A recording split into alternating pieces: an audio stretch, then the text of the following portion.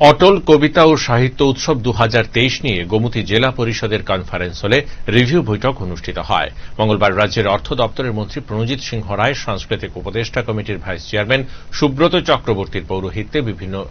Line department, police প্রশাসন, সাধারণ প্রশাসনের কর্মকর্তাদের নিয়ে এই রিভিউ বৈঠক অনুষ্ঠিত হয়। মূলত আগামী 25 ও 26 ডিসেম্বর অটল কবিতা ও সাহিত্য উৎসব অনুষ্ঠিত হবে উদয়পুর রাজর্ষি কলাক্ষেত্রে। 25 ডিসেম্বর রাজ্যের মুখ্যমন্ত্রীর হাত ধরে এই অটল কবিতা ও সাহিত্য উৎসবের সূচনা ঘটবে। পরিপ্রেক্ষিতে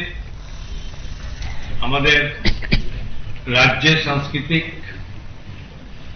উপদেষ্টা কমিটির মাননীয়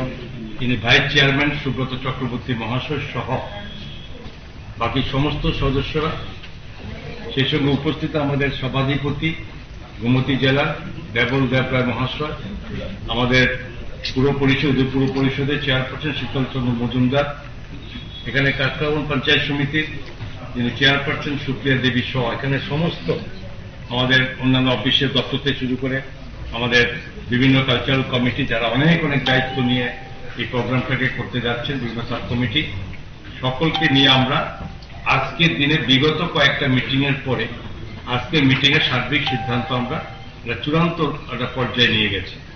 এবং এটার মধ্যে স্বাভাবিকভাবেই যে এই উৎসব শুধুমাত্র একটা উৎসব বললে ভুল হবে, এটাকে একটা খুব রকম ভাবে রাজ্যের ইতিহাস এবং রাজ্যের ঐতিহ্য এটার মাধ্যমে আমরা এই সমস্ত উত্তর পূর্বাঞ্চল থেকে শুরু করে পশ্চিমবঙ্গে আমরা পৌঁছাবার চেষ্টা করব।